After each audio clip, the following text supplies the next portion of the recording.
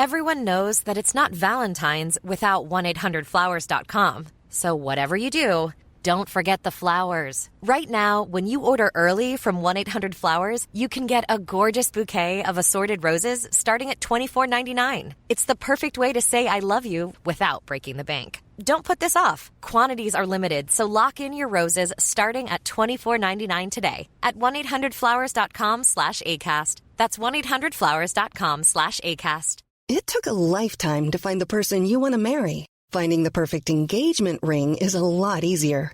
At BlueNile.com, you can find or design the ring you've always dreamed of with help from Blue Nile's jewelry experts who are on hand 24/7 to answer questions and the ease and convenience of shopping online. For a limited time, get $50 off your purchase of $500 or more with code LISTEN at BlueNile.com. That's $50 off with code LISTEN at BlueNile.com.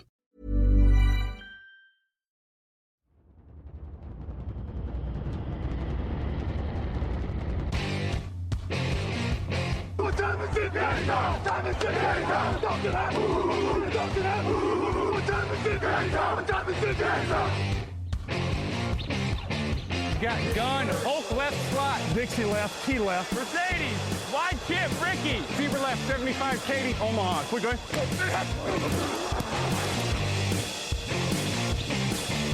Last play of the game, who's gonna win it?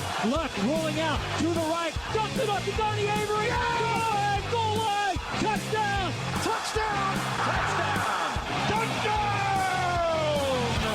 Hello, bonjour et bienvenue à tous dans le dernier podcast Touchdown Actu en direct de la Nouvelle-Orléans avec... Alors là, c'est la fatigue qui parle, on va pas la refaire, on laisse les conditions du direct comme ça parce qu'on est comme ça. Avec Jean-Michel Boujard et pas Victor Roulier. Je salue Victor, mais c'est pas avec lui que je suis là. Bonjour Jean-Michel. Bonjour Alain, bonjour tout le monde. Victor, c'est notre vainqueur du jour, donc du coup, y a pas de souci. On lui dédicace ce podcast.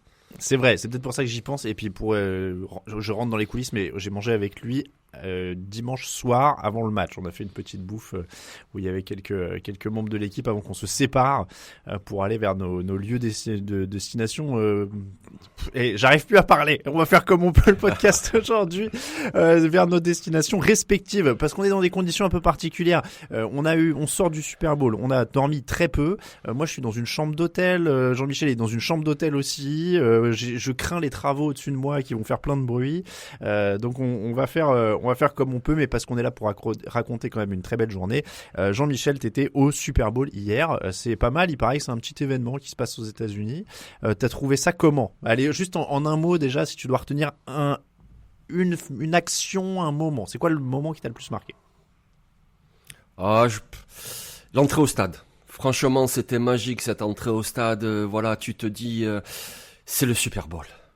Voilà, c'est pas le premier match de football américain que je vois, mais c'est le premier que je vois aux États-Unis. Et puis là, c'est pas un match, c'est le Super Bowl. Vraiment, l'entrée au stade, tu vois, allez, une petite image comme ça.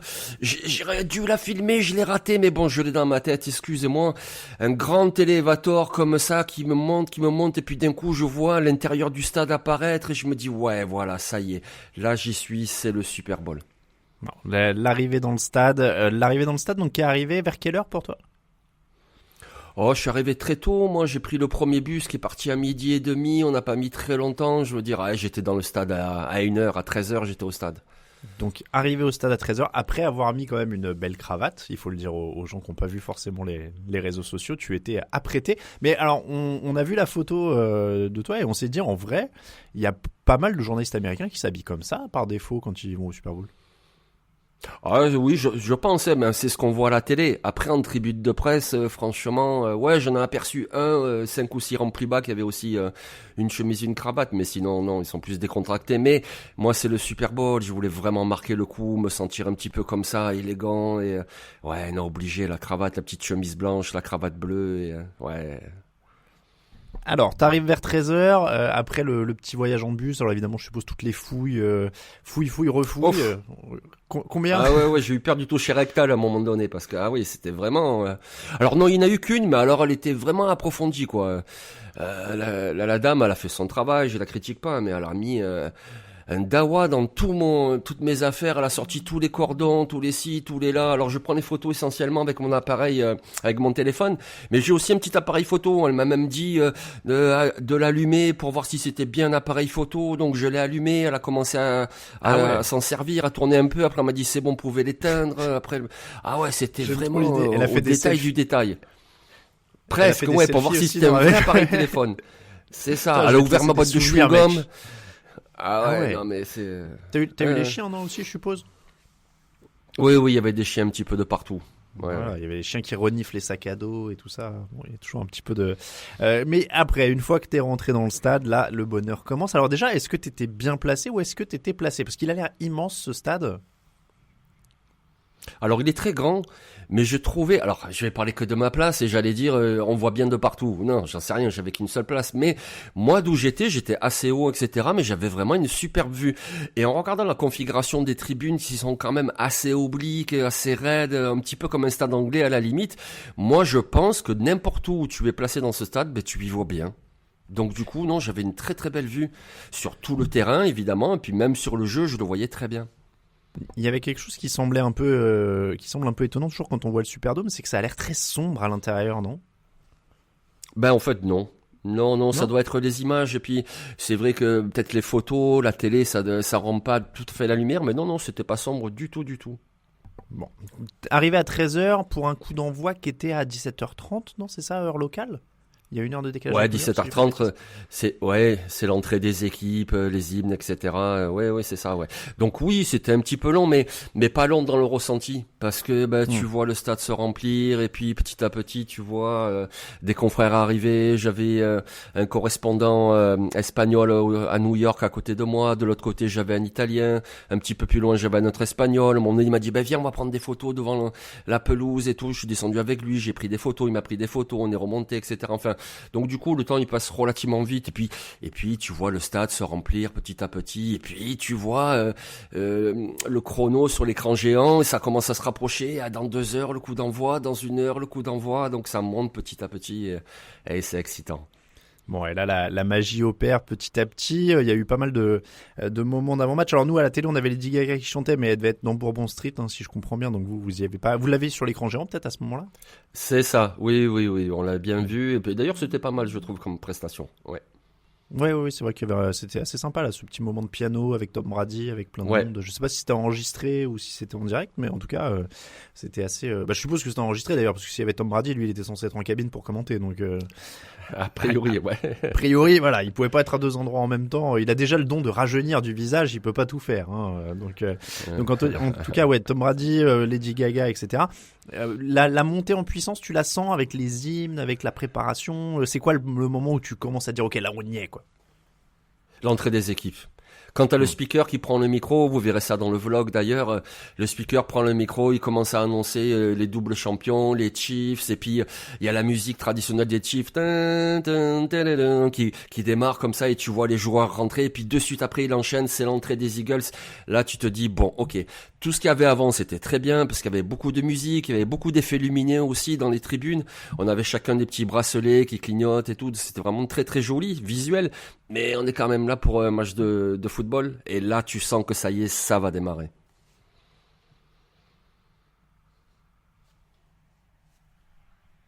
Je disais que les Chiefs sont rentrés sous les sifflets un petit peu, si j'ai bien compris, parce que c'était visiblement un public majoritairement Eagles. Oui, c'est ça. Dès l'échauffement, on a compris la tendance, parce que quand les équipes sont rentrées s'échauffer, dès qu'il y a eu Patrick Mahomes et tous ses collègues, on a entendu une majorité de sifflets. Alors des applaudissements aussi, bien entendu, qu'il y avait des fans des Chiefs, mais majorité de sifflets. Alors par contre, dès que ce sont les Eagles qui sont rentrés sur le terrain pour s'échauffer, là c'était vraiment la grosse ambiance. On aurait dit un stade en Turquie, vraiment, ouais. C'était, allez, on va dire au moins du 75 Philadelphie et le reste pour les Chiefs. Ah ouais, donc c'était très très large. Le match commence, on ne va pas faire le débrief à proprement parler du match en lui-même, mais de l'ambiance autour de ce match, on en a parlé dans le débrief avec Raphaël et Greg, mais match à sens unique, forcément, pas beaucoup de suspense. Alors devant sa télé en France, au plein milieu de la nuit, c'est difficile, mais toi, comment tu le ressens au stade? À partir de quel moment tu te dis, là, on va pas avoir un truc quand même dingue? Franchement, dès le premier quart-temps, c'était plié. Si je me souviens bien, il y avait 17-0 à la fin du premier quart-temps, c'était plié. Mais par contre, quand tu es au stade, il y a vraiment un truc qui est très très différent, c'est que même si c'était déséquilibré, que évidemment, j'aurais aimé du suspense, j'aurais aimé vraiment un gros match avec des changements de lead, mais par contre, tu vois, quand par exemple, t'as Cooper DeJean qui fait l'interception, ben, t'as les tribunes qui deviennent tellement folles et tu vois les gens qui sautent dans tous les sens, qui font tellement de bruit que même si c'est à sens unique, ça te prend au trip, tout ce bruit, puis ces actions comme ça, un petit peu inattendues. Donc, non, au stade, ça va, ça c'est bien, je l'ai bien vécu.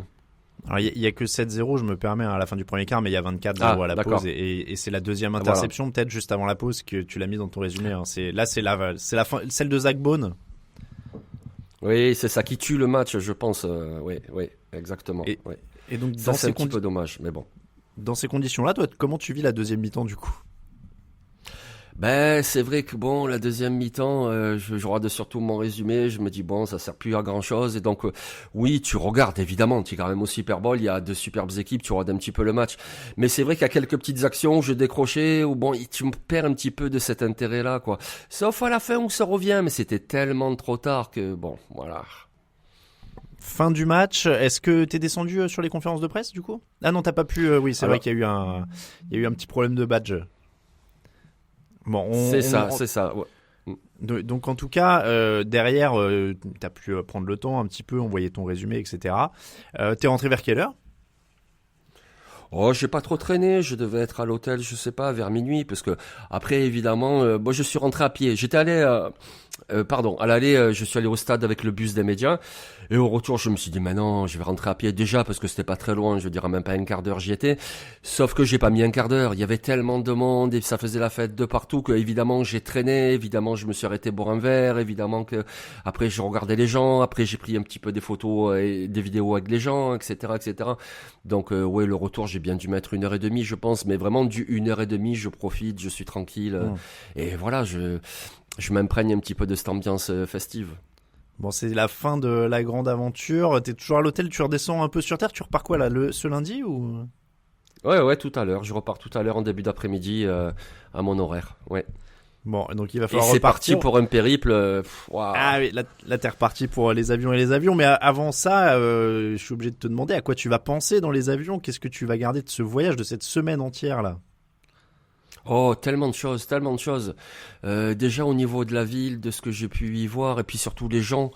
Voilà, il y a plein de choses qui m'ont un petit peu surpris, que je trouve pas forcément dans une grande ville en France. Que je peux trouver dans un petit village, mais parce qu'un petit village, les gens ils se connaissent, ils se disent bonjour et tout. Mais ici, par exemple, ça m'est arrivé, par exemple, le soir de descendre devant l'hôtel et puis de m'asseoir 5-10 minutes, un quart d'heure comme ça, regarder les gens passer. Et t'as des gens, des parfaits inconnus, évidemment. Ils passent, et tu vois des grands malabars et tout, machin, ils passent à côté de toi, et puis le gars il te regarde, il te fait un signe de tête. Il y a beaucoup de bonjour, voilà. Je vais pas dire c'est hyper fraternel, évidemment, les gens ils vont pas te taper la discute ou quoi, mais il y a ce côté-là très bonjour man, how are you doing, etc. Vraiment comme ça, avec tout le monde. Et ça, rien que ça déjà, c'était vraiment très très plaisant. Et puis après, évidemment, le match, le Super Bowl, cette ambiance, ce stade, puis les gens que j'ai croisés, tu vois, par exemple, hier, quand je suis rentré au stade, je l'ai pas dit tout à l'heure, mais juste quand je rentre dans la porte, dans l'accès des médias, hop, il y a Randy Moss qui sort, enfin, tu vois, des choses comme ça, tu te dis, ouais, quand même, on y est, quoi. Randy Moss, c'est pas mal, hein. Randy Moss, c'est plutôt pas mal. Ouais.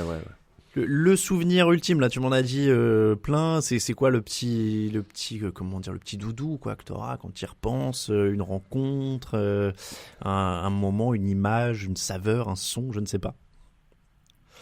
Ah, c'est compliqué, là, je manque un peu de sommeil, moi aussi, je sais pas. Écoute, peut-être la joie des enfants lors de la fin d'expérience, parce que ça, c'était vraiment formidable aussi. De voir tous ces gamins, voilà, qui faisaient tous ces petits ateliers, qui avaient l'air super heureux, les parents qui étaient heureux, les parents qui félicitaient leurs enfants, ouais, c'est bien, t'as été super et tout, machin, enfin, tout ce truc vraiment autour du football américain, et qui finalement, c'est ça aussi, je trouve, qui ajoute à la beauté de ce sport. Tu vois, par exemple, toute la semaine, je voyais toujours par rapport à cet esprit, quoi. Là, je parle plus des enfants, mais les adultes, c'est-à-dire que les fans des Chiefs, les fans des Eagles, qui se croisent au pire du pire, ça va se dire un mot pour rigoler, mais je veux dire, il n'y a pas cette agressivité qu'on peut connaître, nous, en Europe, les déplacements de supporters et tout. Et donc, il y a vraiment tout un esprit comme ça autour de la NFL que ce soit on s'occupe des enfants, que ce soit les parents entre eux, ce sont des adultes responsables, il n'y a pas d'agressivité. Voilà, vraiment, c'est une ambiance très très très plaisante, très détendue.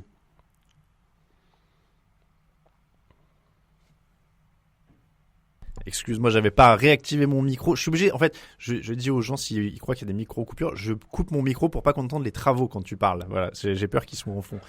Donc, Jean-Michel, j'allais dire, pour te quitter quand même, on va dire un petit mot de ce champion, les Philadelphia Eagles. Je le disais sans rentrer dans tout le débrief, mais beau champion quand même, tu les as vus cette semaine, l'ambiance, leurs supporters, et puis cette belle équipe que tu as vue dimanche. On a quand même un beau champion cette année. Ah oui, on va pas faire la fine bouche, on a un très beau champion. En attaque, c'est hyper solide, tu as un quarterback qui fait très très peu d'erreurs. C'est un système qui est pas toujours très spectaculaire quelque part, mais ça avance dans les airs avec des petites passes, ça avance au sol. Même si tu vois, ce match-là, ça contre Barkley, il a pas été énorme, mais à chaque fois, il a fait des portées, hop, ça fait bouger un petit peu les chaînes. Et puis de temps en temps, on allonge et tu as Devonta Smith qui fait un truc. Voilà, déjà, donc au niveau de l'attaque, ça fonctionne bien. Et puis, quelle défense! Mais quelle défense! Patrick Mahomes, il courait pour sa vie sur chaque snap ou quasiment, c'était incroyable. Ça venait de l'extérieur et surtout de l'intérieur, de ce que j'ai vu du stade. Vraiment une défense incroyable, avec en plus, évidemment, puisque c'est complémentaire, la couverture qui répond à cette pression. Donc, oui, très très beau champion, il n'y a pas de problème, très beau champion. Eh ben, on va se quitter là-dessus. Merci à toi, Jean-Michel, de nous avoir fait vivre tout ça depuis la Nouvelle-Orléans. On va te souhaiter un bon retour. Merci à toi, surtout Alain, pour l'accréditation. J'ai vraiment vécu une expérience extraordinaire, c'était génial. Eh ben écoute, ça me fait très plaisir. On vous remercie aussi de nous écouter, de nous soutenir sur Tipeee, d'avoir suivi encore une belle saison NFL avec nous. On se retrouve bien vite sur les antennes de TD Actu. Évidemment, il y a plein de choses qui arrivent dès l'intersaison, la free agency, la présentation de la draft un peu plus tard, mais il va y avoir pas mal de free agency. Et puis on aura même une émission hebdomadaire d'actu NFL pendant l'intersaison. Merci encore Jean-Michel. Merci à tous. À très bientôt sur les ondes de TDA. Ciao ciao.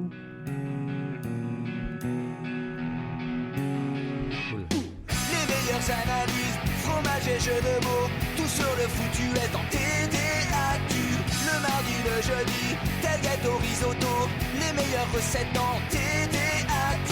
Fumble pour JJ Watt, Bismuth pour Marshall Lynch, Proclash Global Beckham, Tom Brady quarterback, calé sur le fauteuil, option Madame Irma, à la fin on compte les points et on finit en requin.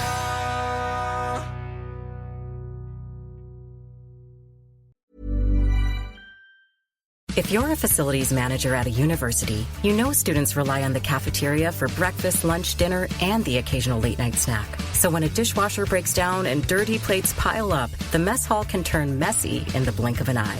Enter Grainger. With over 1 million industrial-grade products and fast delivery, the product you need now is never far away. So you can turn that dishwasher back into a lean, clean washing machine. Call, click Grainger.com, or just stop by. Grainger, for the ones who get it done. Everyone knows that it doesn't truly feel like Valentine's without the flowers. So whatever you do, don't forget the flowers. Beat the Valentine's rush and order early at 1-800-Flowers.com. Right now, when you order early from 1-800-Flowers, you can get up to 40% off gorgeous bouquets and one-of-a-kind arrangements that are guaranteed to wow. Don't put this off. Delivery dates are limited, so get up to 40% off today at 1-800-Flowers.com/ACAST. That's 1-800-Flowers.com/ACAST.